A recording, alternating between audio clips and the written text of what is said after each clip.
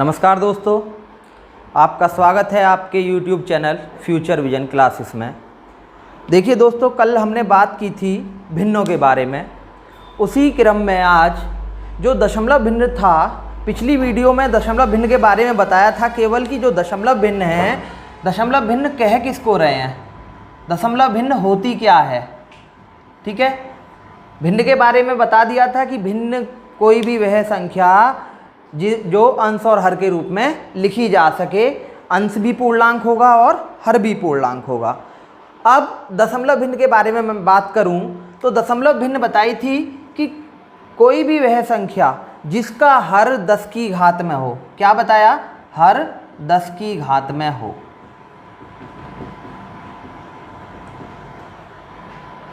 दशमलव भिन्न क्या होती है? कोई भी वह संख्या जिसका हर 10 की घात में होगा, क्या कहलाएगी? दशमलव भिन्न कहलाएगी।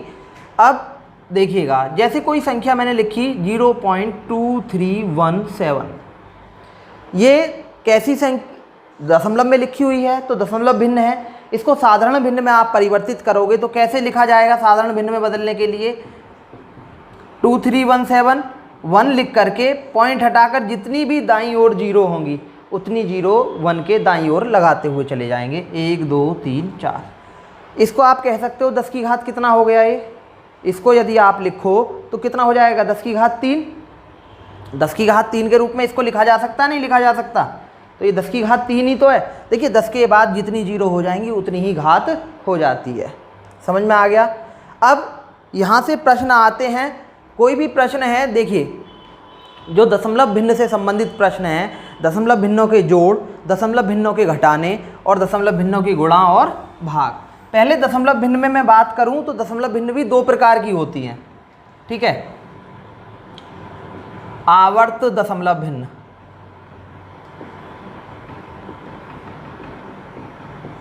ठीक है, एक साधारण दशमलव भिन्न हो गई, ये कैसी है? आवर्त। इसको या दूसरा नाम मैं दे रहा हूं इसका, पुनरावृत्ति, रिकरिंग डेसिमल फ्रैक्शन।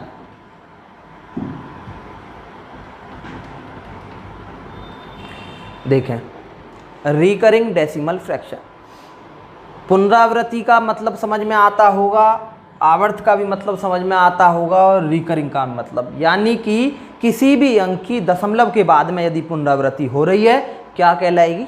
दशमलव आवर्त दशमलव भिन्न। जैसे 0.23333, एक तो ये लिखा हुआ है, दशमलव के बाद में 2 है, लेकिन 2 के बाद कैसी है? 333 की पुनरावृत्ति है। या 0.77777, ये इस तरह से कोई लिखी हुई है। ये 2 संख्या मैंने आपके सामने लिखी।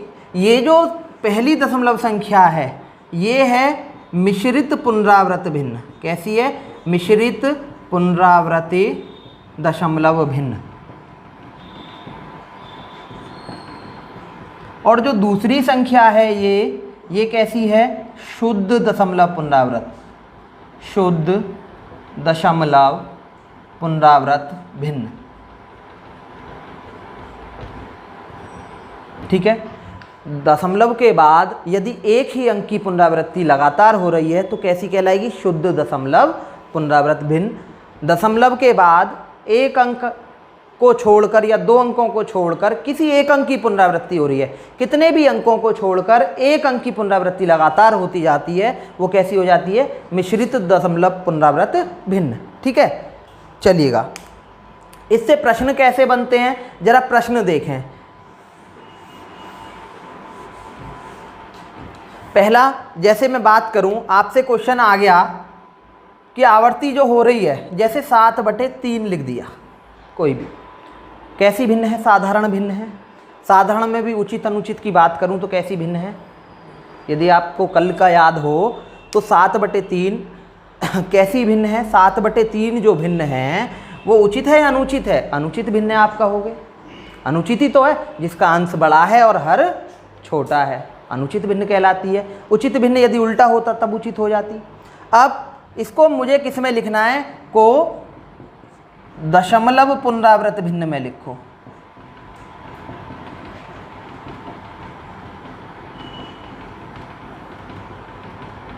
या इसको कह सकता है P बटे Q के रूप में लिखो, A बटे B के रूप में लिखो। तो अब आप कहोगे कि इसे लिखा कैसे जाना है। सबसे पहले हम भाग देने जाएं। 3 दूनी 6, कितना बचा, पॉइंट लगाया 0 आ गया, 3 3 जा 9, 1 0, 3 3 जा, अब क्या है, किसकी पुनरावृत्ति हो रही है, 3 की पुनरावृत्ति हो रही है। अब क्या होगा 2.3, ये जो पुनरावृत्ति आती है इस पुनरावृत्ति को रोकने के लिए इस बार का प्रयोग कर लेते हैं। ठीक है, इस बार का प्रयोग कर लिया जाता है। क्लियर हो गया, यही आपका आंसर हो गया। किसके रूप में लिखा गया है, दशमलव पुनरावृत्त भिन्न के रूप में लिख दिया इसको। ठीक है, एक प्रश्न तो इस प्रकार से बन जाता है। दूसरा प्रश्न, ये जो पुनरावृत्ति होती है ये हमेशा देखिए 9 के कारण आती है। ये 9 के कारण, 9 के कारण ये पुनरावृत्ति प्रारंभ होती है, क्योंकि 9 अंतिम इकाई का अंक है। और देखें, कोई प्रश्न आपको दिया 0.47474747 को P बटे Q के रूप में लिखना है। उसका अपोजिट जो अभी पीछे सवाल बताया उसका जस्ट अपोजिट हो गया।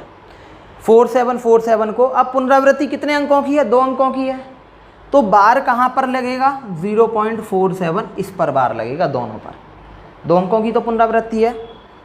चलिए अब देखें कि इसे P बटे Q या साधारण भिन्न के रूप में इसको कैसे लिखा जाएगा।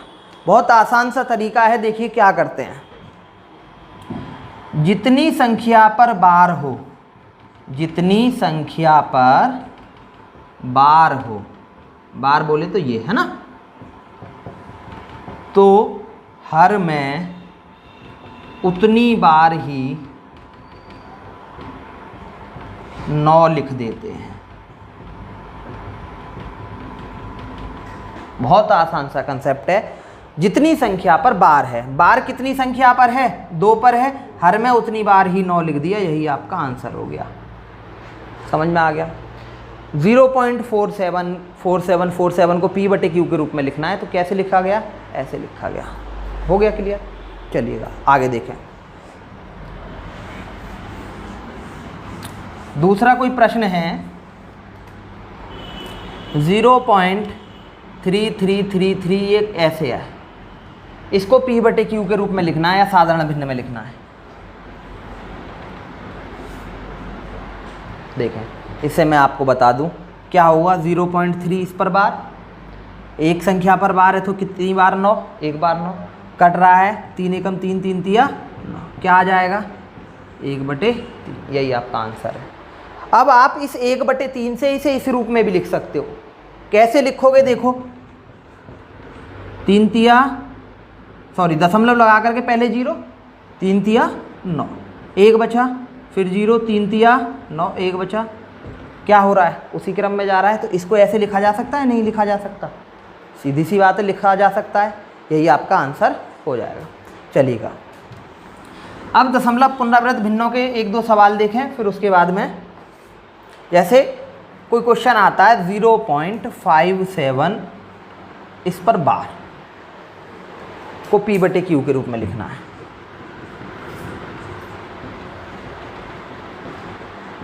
कैसे लिखेंगे, सीधी सी बात है, 57/99, 3 से कट रहा है 19 33, यही आपका आंसर है। हो गया क्लियर। कोई दूसरा प्रश्न देखें।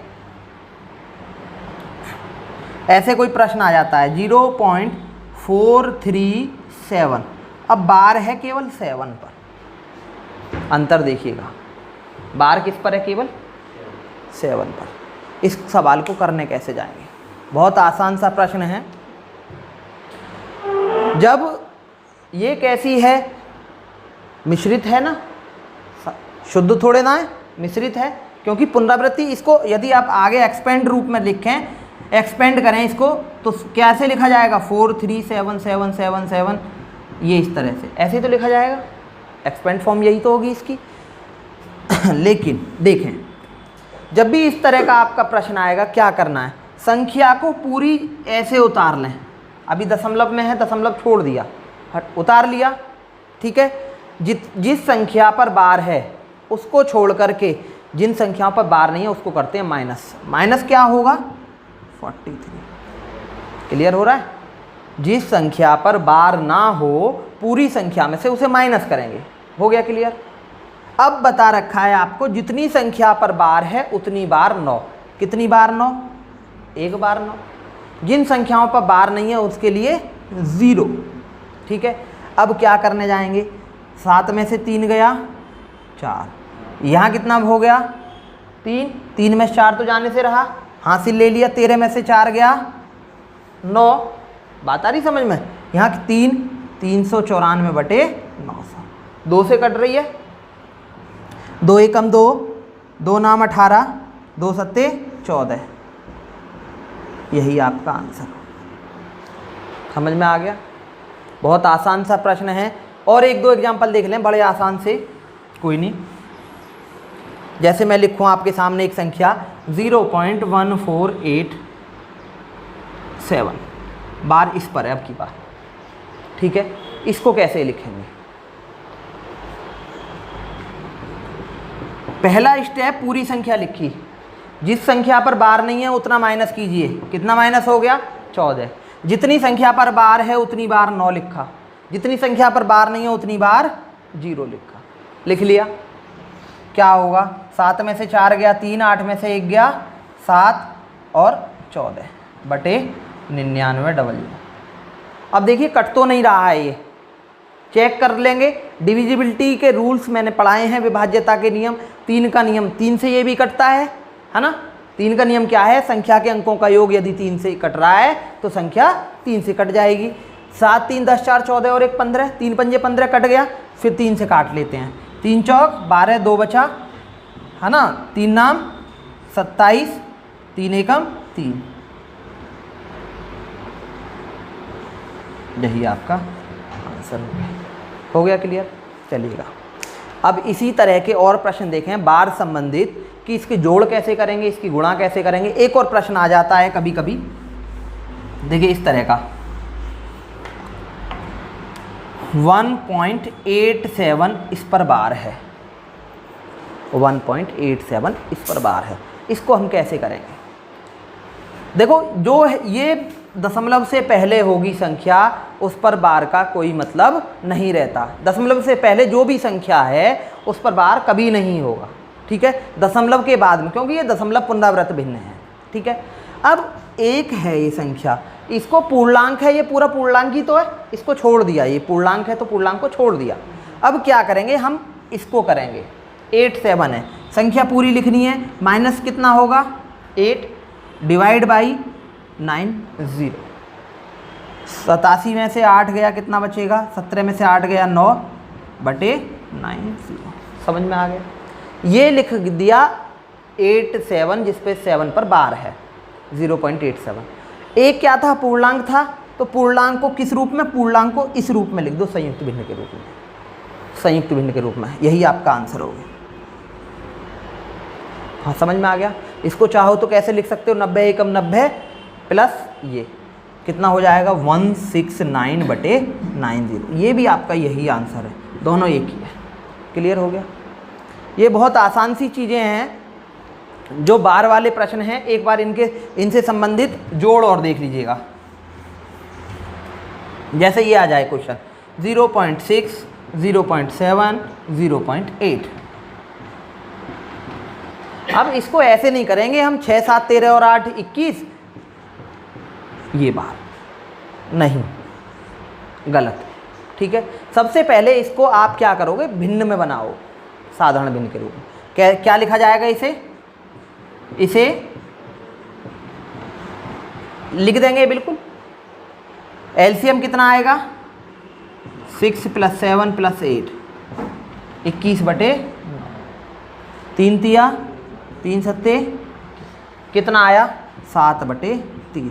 किस रूप में? जब बार के रूप में, तो बार के रूप में ही हमें आंसर देना है। कैसे लिखेंगे? 3 का भाग लगाना है 7 में, 3 दूनी 1 बचा, पॉइंट लगा करके 0, 3 तिया 1, 3 तिया 9। क्या हो रहा है? 3 की आवृत्ति हो रही है बार बार, तो इसे कैसे लिखेंगे? 2.3 पर बार। यही आपका आंसर होगा। हो गया क्लियर? ये आपका जोड़ संबंधी प्रश्न हो गया। माइनस देखें, घटा कैसे होगा? 3.87 पर बार माइनस 2.59 पर बार, ये ठीक है। पहले पूर्णांक जो है, पूर्णांक को अलग कर लीजिएगा आप सीधे सीधे, 3 माइनस 2 ऐसे कर लिया, कोई दिक्कत, ठीक है। पूर्णांक 3 माइनस 2, अब बचता है आपका क्या, 87/99 माइनस 59/99, मतलब समझ में आया भाई। दोनों संख्याओं पर बार है तो नीचे 99 आएगा। एलसीएम कितना आया, 99, 17 में से 9 गया 8, यहाँ कितना बचा, 7 में से 5 गया 2, ठीक है। एक सही 28/99। इसको आप किस रूप में लिखना है, इसके रूप में लिखना है, तो 1 पॉइंट कितना लिख जाएगा, 28 पर, सीधा सीधा हो गया। जब ऐसे माइनस करते 17 में से 9 गया 8, क्या ठीक है ये, बताइएगा। ये प्रश्न था 1.28 पर बार है, क्या ये सही है? इस तरीके से जैसे मैंने किया है, क्या आंसर सही आएगा? क्यों ऐसे क्यों किया, सीधे सीधे नहीं हो सकता था? 3 में से 2 गया 1 और इसमें से इसे माइनस कर दिया, हो गया सवाल। 87/99 और 59/99। अरे भाई सही तो है, इसको हम क्या लिखेंगे, 3 सही 87/99 माइनस 2 सही 59/99। जब ये 99 है तो ये क्या सही बटे में है, कल बताया था इस तरह का जोड़ या घटाना, तो क्या होगा, 3 माइनस 2 प्लस 87/99 माइनस 59/99, 28/99 ही तो आना है, यही आपका आंसर होगा, ठीक है। सही था ये आंसर। चलिएगा आगे देखें, गुणा, बार संबंधी प्रश्न की गुणा। 0.45 इंटू 0.1 इस पर बार, ठीक है। क्या होगा, 45 बटे गुणा 9 पंजे, क्या आंसर आ गया, 5/99। 99 का भाग अब किस में लगाना है, 5 में, या कैसे होगा, 5 ये है कोई संख्या, नीचे 99 है, तो इसे कैसे लिख सकते हैं हम, देखो 9 के कारण ही तो पुनरावृत्ति है, इसको ऐसे नहीं लिखा जा सकता भाई, यही तो लिखा जाएगा इसका 0.05, एक जीरो यहाँ लगा लिया, दशमलव लगा करके 99 बार, आ गया समझ में। तो क्या आ गया इसका आंसर, 0.05 इस पर बार, ये आंसर हो गया, ठीक है। यही भाग में कर लेंगे हम, यही हम भाग में कर लेते हैं, जैसे 0.8 पर बार डिवाइड बाय 0.3 पर बार, ये कोई प्रश्न है ना। क्या करेंगे, 8/9 डिवाइड बाय 3/9, 3 एकम 3, 3 तिया 9, भाग है तो उल्टी गुणा, 8/9 गुणा 3/1, 3 तिया 9, क्या आ गया, 8/3, समझ में आ रहा है। अब 3 का भाग हमें किस में लगाना है, 8 में लगाना है। 3 दूनी 6, 2 बचे, पॉइंट लगा करके 0, 3 छंग 18, 2 बचे, 3 छंग 18, 2 बचे, क्या हो रहा है, 6 आगे कंटिन्यू हुआ है, क्या लिख देंगे, 2.6 पर बार, यही आंसर है। क्या आएगा, ये कहने का मतलब जोड़ हो चाहे गुणा हो चाहे घटा हो चाहे भाग हो, आप क्या करने जाओगे, आप सीधे सीधे ये करोगे कि इसको साधारण भिन्न के रूप में बदलिए, भिन्न के बाद आप उसे भाग के रूप में परिवर्तित कर लें। हो गया क्लियर। चलिएगा, बार का और कोई प्रश्न आता है आपको, और कोई प्रश्न बनते हैं लेकिन आप आसानी से कर पाओगे उन्हें, कोई भी प्रश्न है कैसा भी, ठीक है। आगे देखें, ये दशमलव पुनरावृत्त भिन्नों की बात हो गई, अब साधारण दशमलव भिन्नों की बात करूं मैं।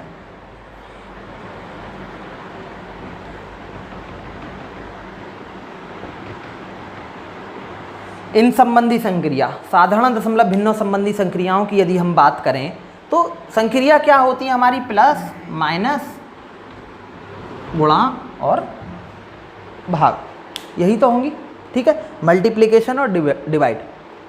देखें साधारण दशमलव भिन्नों को, जैसे मैं जोड़ की बात करूं, जोड़ और घटा एक ही कंसेप्ट है दोनों पर, जोड़ और घटाने पर एक ही कंसेप्ट होगा।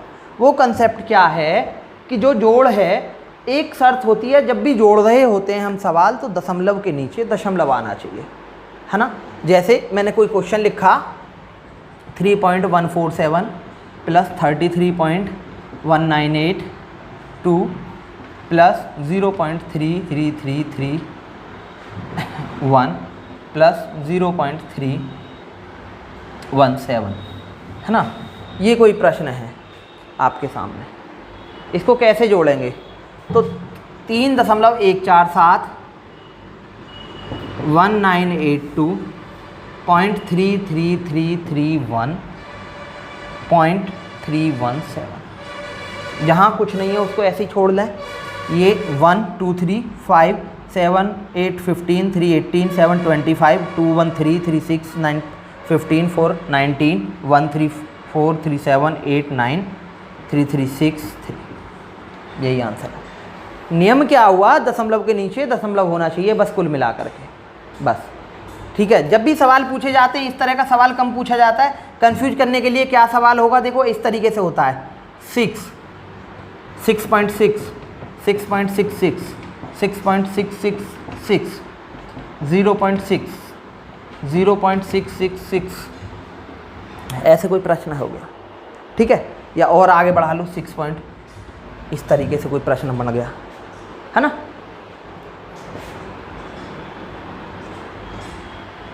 इसे ऐसे लिखते हैं, ये कोई प्रश्न है ना। यहाँ से लिखना प्रारंभ कीजिए 0.6, है ना, 6.0, 6.6, 6.66,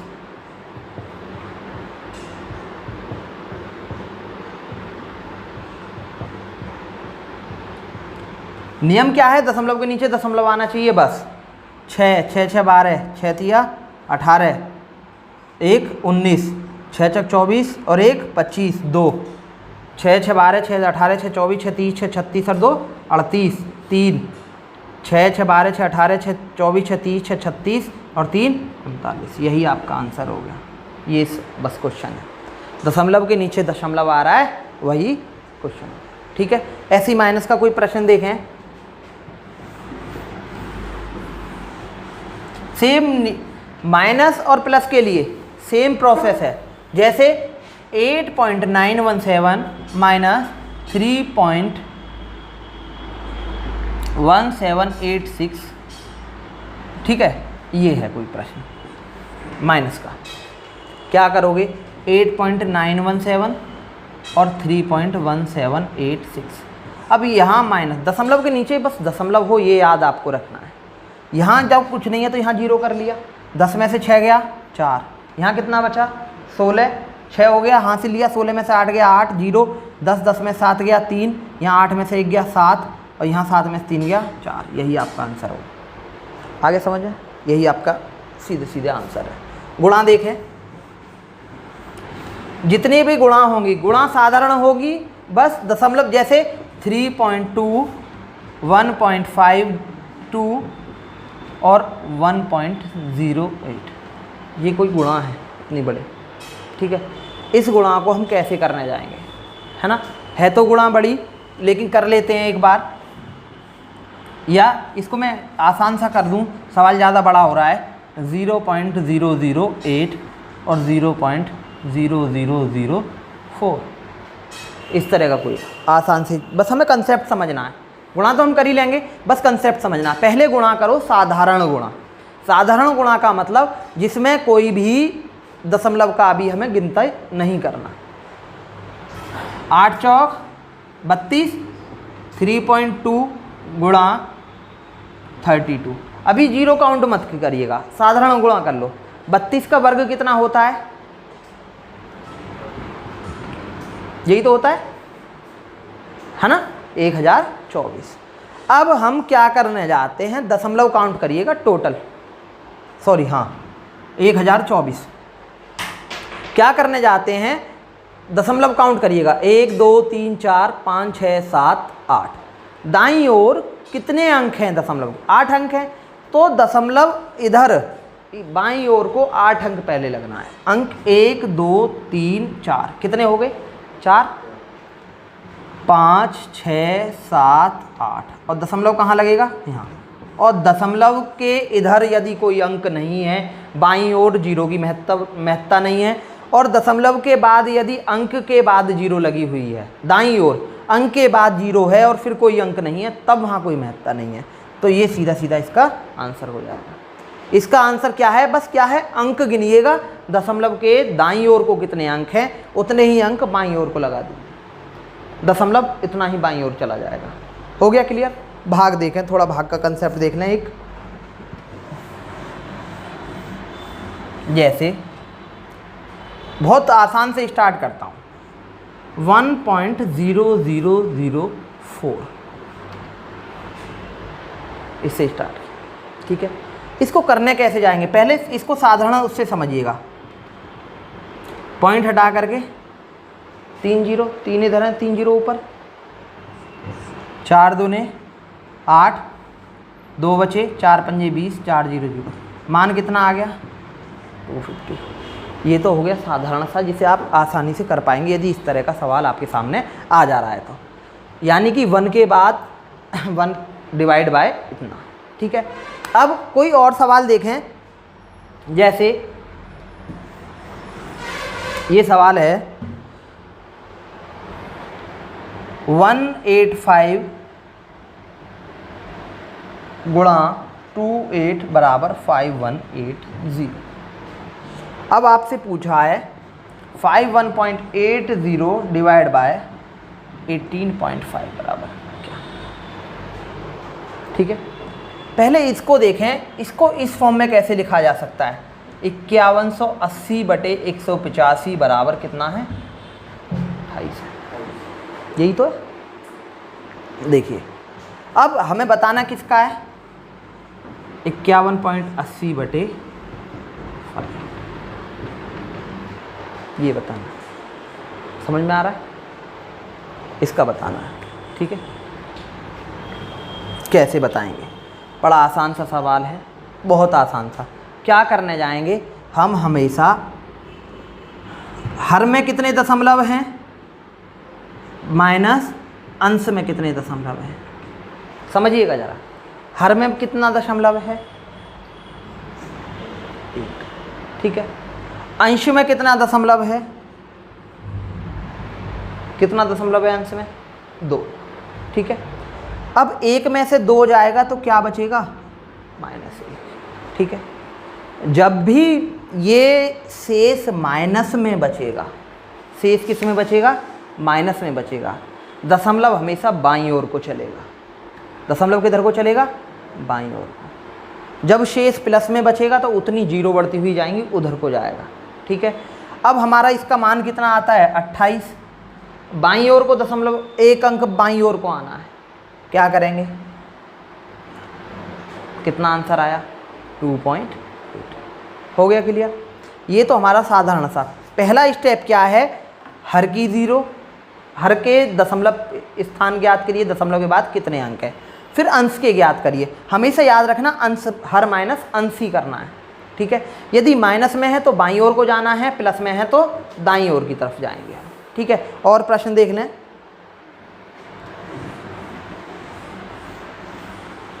जैसे एक प्रश्न दे रखा है 178 × 34 बराबर 6052। इसको चाहो तो आप ऐसे लिख सकते हो, बात यही तो है, ठीक है। अभी सेम प्रश्न है वो 6.052 डिवाइड बाय 17.8 बराबर ये क्या, ठीक है। ये है 0 गिननी है हमें कुल मिला करके। हर में कितनी 0 है? 1 0 है।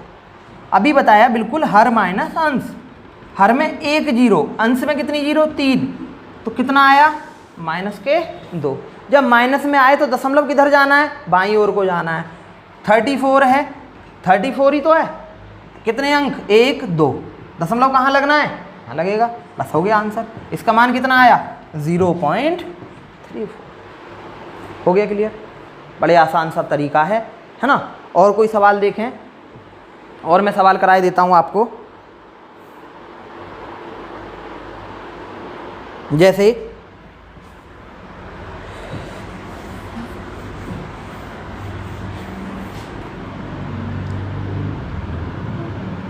एक ही प्रश्न दे रखा है 1/36.18 बराबर 0.0276 हो तो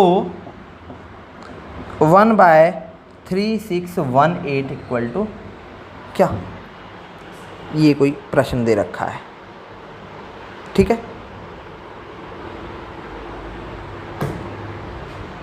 इससे तो हमें कोई मतलब ही नहीं है। कोई मतलब है यहाँ? इसका तो मान दे रखा है, इसको इस फॉर्म में लिखना है, इसको इस वाली फॉर्म में लिखना है। ठीक है, क्या लिखेंगे?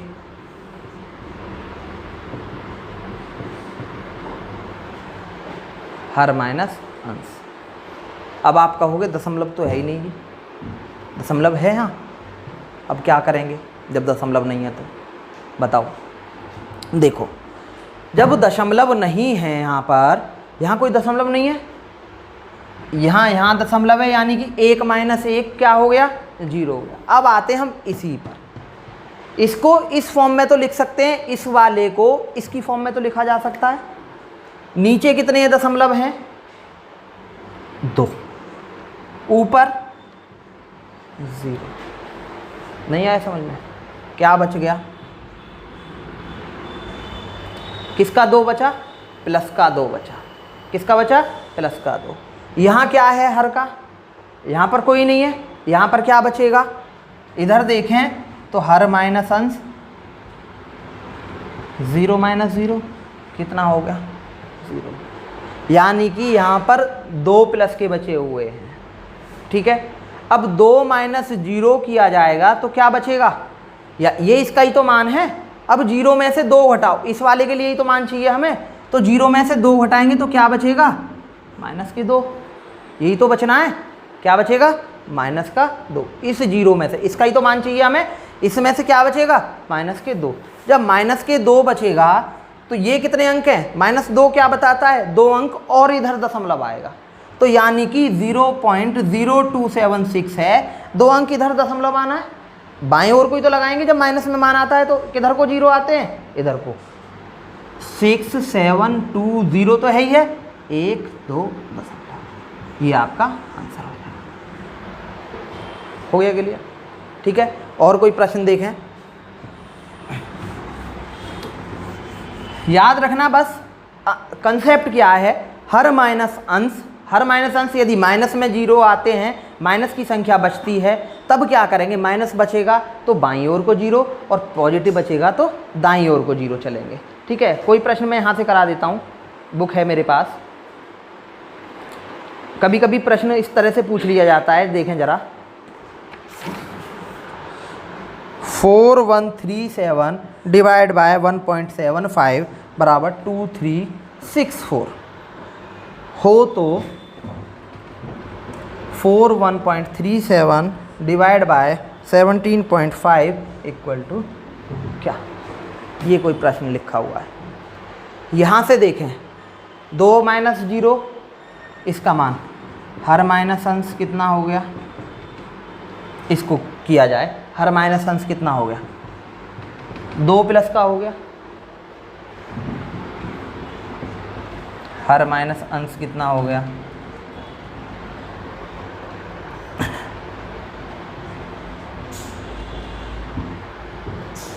नहीं आया समझ में? आ गया भाई? 1 है, 1 में से 2 घटाया तो कितना बचेगा? -1। अब इसमें से इसको घटाना पड़ेगा, इस वाले में से इस वाले को घटाना पड़ेगा, तो क्या होगा? -1 - 2 कितना हो जाएगा भैया? -3। -3 का मतलब क्या आएगा? दशमलव बाईं ओर को कितने अंक आ जाएगा? 3 अंक। कितना होगा? 2.364, यही आपका आंसर है। इसका मान कितना होगा? कंसेप्ट क्लियर हो रहा होगा? हो गया सीधा सा। इसमें से इसको मान, जब जिसका भी मान पूछा, कोई भी आपका इस तरह का प्रश्न आ जाए, एक प्रश्न और कराए देता हूँ, जल्दी हो जाए।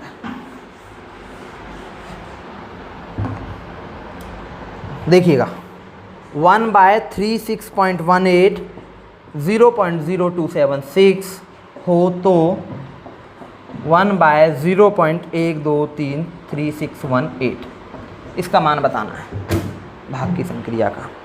देखें कैसे होगा, बड़ा आसान सा कंसेप्ट है। 2 माइनस 1 सॉरी 2 माइनस 0 2, इधर के 2 बचे।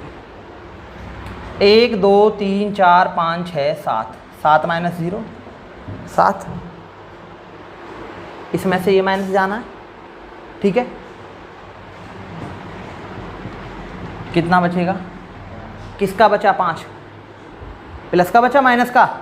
अब आप कहोगे प्लस का बचा, जब प्लस का बचा तो 0.5 अंक इधर जाना है, 5 अंक इधर जाएगा, इधर की तरफ बढ़ेगा, तो 0.0276 है, 5 अंक जाना है। ये कितने अंक है, 1 2 3 4, 5वां अंक कब आएगा, जब यहाँ पे हम 0 बढ़ा लेंगे। अब दशमलव हट गया तो क्या उत्तर आ गया इसका, ये 2760, यही आपका आंसर है। प्लस में है तो दशमलव दाईं ओर चलेगा, माइनस में है तो दशमलव बाईं ओर की तरफ बढ़ेगा। हो गया क्लियर, यही आपका प्रश्न है। और इस तरह से कोई भी प्रश्न आता है, देखिए कभी कभी प्रश्न पूछ लिए जाते हैं इस तरह का भी, 1/11 है कोई को दशमलव भिन्न में लिखो। किस में लिखना है, दशमलव भिन्न में। 1/11 को दशमलव भिन्न में लिखो। कैसे लिखोगे, सीधे सीधे आपको भाग देना है, 11 का भाग 1 में, दशमलव लगा के 0, क्या भाग जा रहा है, नहीं जाता, 0 बढ़ा लिया 0, 11 9 99, 1 फिर 0 बढ़ा लिया, अब भी भाग नहीं जा रहा तो 0 0, 11 9 99, क्या हो रहा है, 0.09 का रिपीटेशन हो रहा है, 0.09 का रिपीटेशन हो रहा है तो 0.09 पर बार, यही आपका आंसर हो गया। हो गया क्लियर, ठीक है। इस तरह का दशमलव भिन्न का कोई भी प्रश्न आपको देखने को मिले, देखिए अभी मैंने आपको सर्व समीका नहीं कराई है, सर्व समीका की एक वीडियो में आपको अलग से दूंगा। जो सर्व समीकाएँ हैं ये वाली, a + b का होल स्क्वायर, a + b का होल क्यूब, a की क्यूब प्लस b की क्यूब, a - b का होल स्क्वायर, ये इसकी जो वीडियो है, चाहे दशमलव संबंधी संक्रिया हो, चाहे सरलीकरण से संबंधित संक्रिया हो, उसकी वीडियो मैं आपको अलग से दूंगा। जो दशमलव संबंधी प्रश्न थे वो यही प्रश्न थे। आप प्रैक्टिस कर सकते हैं, प्रैक्टिस करिएगा, ठीक है। जो समझ में सवाल नहीं आए वो आप मेरे व्हाट्सअप नंबर मैं यहाँ बोर्ड पे लिखे देता हूँ, आप व्हाट्सअप नंबर पर मैसेज करिएगा, आपको रिप्लाई मिल जाएगा। मेरा मोबाइल नंबर या व्हाट्सअप नंबर है 9761208560, ठीक है। ये मेरा व्हाट्सअप नंबर है, आप इस पर आराम से कोई भी समस्या है, जिस भी टॉपिक की वीडियो है उससे संबंधित आपकी कोई समस्या है या अलग से कोई समस्या है तो आप उसको मेरे से डिस्कस कर सकते हैं, ठीक है। वो आप भेजिएगा, आपको जवाब ज़रूर मिले।